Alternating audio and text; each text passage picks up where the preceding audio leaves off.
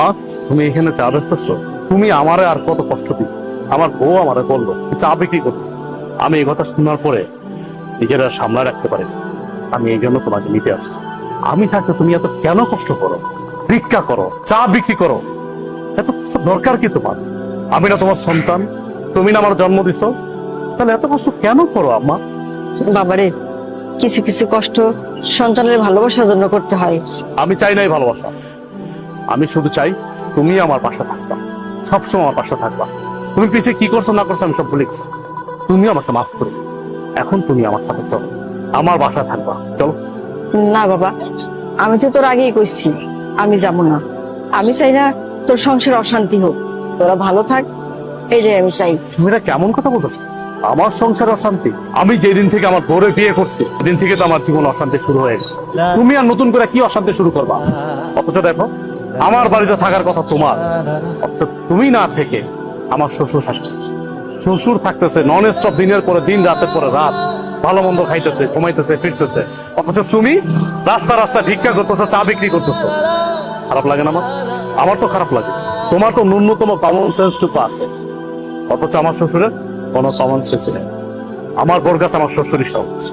যাই হোক মা, আমি তোমার এত কথা বলতে পারতেছি না, এখন কোনো কথা আমি শুনবো না তোমার। তোমার এই চার ব্যবসা রাইখা এখন আমার সাথে চলো। এখন থেকে তুমি এই বাড়িতেই থাকবা। তুমি এত কিছুর পরেও সেই তোমার মাকে বাড়িতে নিয়ে এসছো, আমাকে তোয়াক্কা করে তুমি তোমার মাকে নিয়ে আসছো। তোমাকে কি তোয়াক্কা করবো? কি তোয়াক্কা করবো তোমাকে? আমি এই সংসারটা চালাই, আমি ইনকাম করি, আমি 5 তলায় বসে এসির বাতাস খাবো, আর আমার মা রাস্তা রাস্তা চা বিক্রি করবে, ভিক্ষা করবে, সে গাছের নিচে থাকবে। দেখো, এই সংসারটা আমার, এই সংসারটা আমি মেনটেন করি, তাই আমি যা বলবো তাই হবে। আমি তোমার মাকে নিয়ে থাকবো না এই বাড়িতে। কে কার সাথে থাকবে বা না থাকবে এটা একান্তই ডিসাইড করব আমি। তুমি ডিসাইড করার কে? তুমি কে? তুমি বলো। আমি কে মানে? আমি তোমার বউ। এই বাড়িটা আমার, আর এই সংসারটাও আমার। এই সংসারের সব দায়িত্ব আমি পালন করি, তুমি তো তেমন কিছুই করো না। সো আমি এই সংসারে যে ডিসিশন দিব সেটাই ফাইনাল।